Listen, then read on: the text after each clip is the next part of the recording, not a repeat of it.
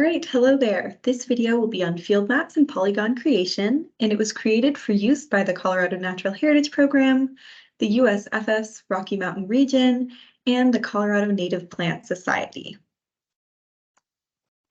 So let me just start out and tell you a little bit about what field maps is and the purpose it serves. Field Maps is a tool created by Esri that is meant to be a mobile solution to mapping, which allows you to capture data, perform inspections, take notes, and share information with the office.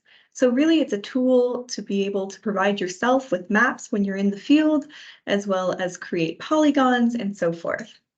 The Native Plant Materials program uses field maps for creation of offline maps, their scouting operations, as well as creating polygons. So this map that you can see on the right-hand side is the map that we will be using for the 2024 collection season.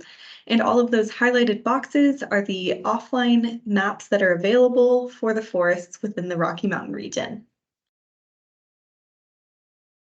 So let's talk a little bit about the offline feature of field maps. You have the ability to take any web map that you've created in your ArcGIS online library offline with field maps. So let's just go ahead and run through this on the tablet. Okay, so this is what the tablet should look like upon opening it for the Native Plant Materials project. Go ahead and click on the field maps icon. And then you're going to want to sign in with the CNHP Guest 4 or Guest 7 account, depending on which organization you're affiliated with. And guest credentials will be provided upon request and are also available within the project's OneDrive. Once you're signed in, you're going to want to select the map that's specific to your year of use. So for the year 2024, we will be using the 2024 collection map web map. And upon opening that up, you'll see that there are a lot of different maps available for you to use. All of these ones that are below the current are the offline maps. So let's say that we're in the Pawnee National Grasslands for the purpose of this video. You'll see that once I open it up, there's a big gray square, and that's because we're not currently on the offline map. So I'm going to go ahead and zoom out, and now you can see that the Pawnee National Grasslands is coming into view. So it is important to note that these offline areas only can have so much data input, and so their boundaries are pretty strict. So now just exploring this map a little bit, if you want to see some of the map layers that we use, go ahead and click on the upper right-hand corner where those two little boxes are. And then a pane will appear on the left-hand side, and these are all the layers that are available for use in the 2024 year. And they include the 2023 survey points, which are scouting and collection points, iNaturalist observations, SciNet observations, the collection polygons layer that you'll be using to collect data, the 2023 collection polygons, state boundaries, MoveThem R2, which just stands for motor use vehicle maps and are specific to Forest Service land, the major roads that are on this offline map, the provisional seed zone, ecoregions at an Almernick level 3, which is the Southern Rockies, Wyoming Basin, a slightly larger scale. Geology, and that's the low lithic layer or parent material layer.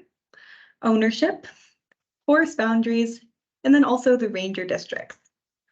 So you can go ahead and toggle any of these on that you would like to see.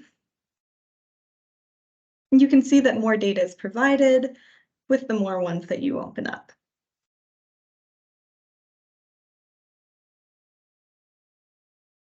And the final thing that you can do just by scrolling around is clicking on points in the map. This selects certain layers. As you can see, a new pane has popped up on the left-hand side. And now you can just go ahead and select the feature that you're interested in. So let's say we wanted to take a look at this first survey, see what they collected there. You click on that and it'll go ahead and pop up the attribute table that's associated with that point or polygon, which is a good reference as to what was collected, at what time, and so forth. All right, now going back to our PowerPoint presentation. The second thing we use field maps for is to scout areas. So this is done by utilizing the offline maps and the selection tool that I just showed you to find optimal collection sites. So some of the desired features that we look for include the proximity to well-graded roads, areas that are relatively flat, areas with multiple high priority species, areas within a requested provisional seed zone or ecoregion. So here's just an example of what a potentially high quality site could look like. You can see that there's a major road running right through it, multiple points for target species or species of interest, as well as a relatively flat area for collection. This, in contrast, would be an example of a low-quality site because you can see that the point is far away from a road and that the road also seems to be hard to traverse. So it might be a four-wheel drive road. And you can also see that there's only one point at this current location. So that's a place that we might want to avoid when scouting. A few other things to note are that if you want to see if a sign-up point has multiple species, you'll have to select that sign-up point within the map, and then you can scroll to see how many species are associated with that point. And then it's also important to note that sites that look good on the map might not always correlate with sites that look good on the ground. So there is, of course, an element of trial and error to this. So just try your best when scouting using field maps. The final and most important thing we use field maps for is to create polygons. So there are two main ways you can do this, and I'll run through both on our tablet. And of course, this PowerPoint presentation will also be available for your reference.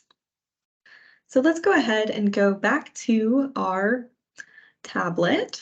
Okay, so the first way that you are going to create a polygon, which is the preferred method, is once you're done with your pre-collection form, you're going to want to select that there are over 50 individuals at natural dispersal stage, if that's true, and that you are collecting seeds on this trip. You'll see that a link for field maps then pops up, but before clicking that link, you're going to want to make sure to copy over this primary key ID as it's important for polygon creation and within the main survey form.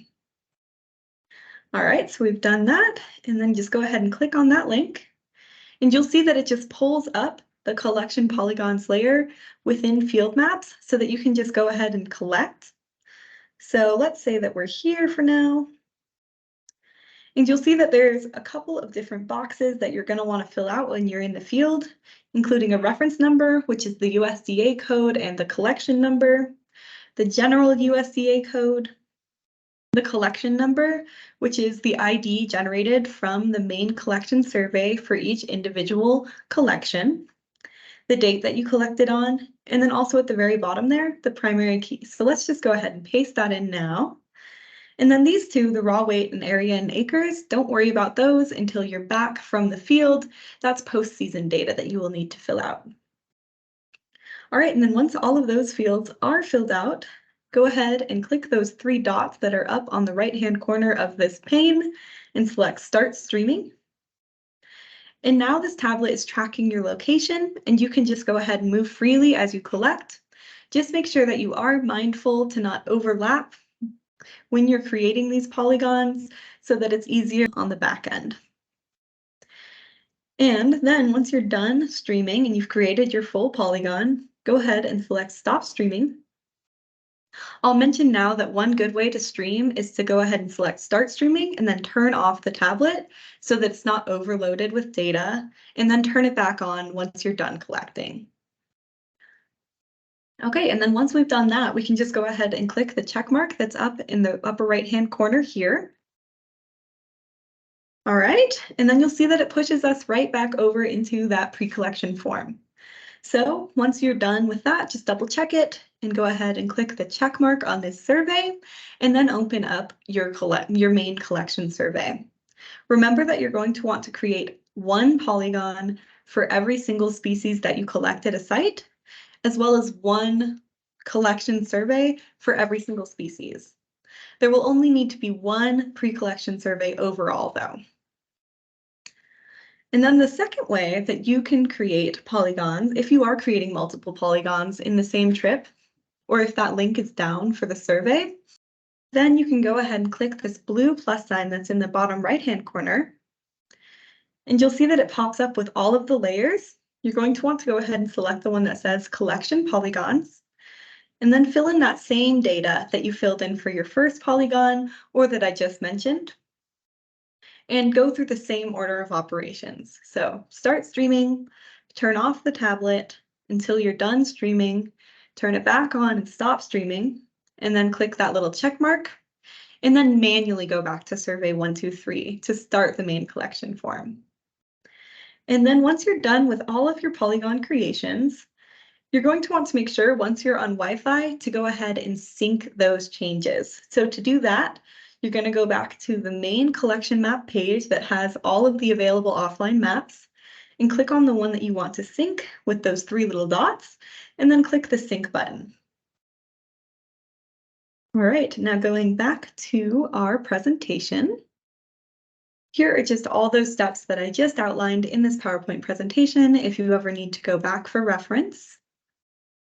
And that's it. Here are some additional references that Esri provides on field maps that might be useful if you're a little bit lost or confused. And remember that you can always reach out to botany specialists and the technology person at CNHP for assistance. And thanks so much for reviewing this video.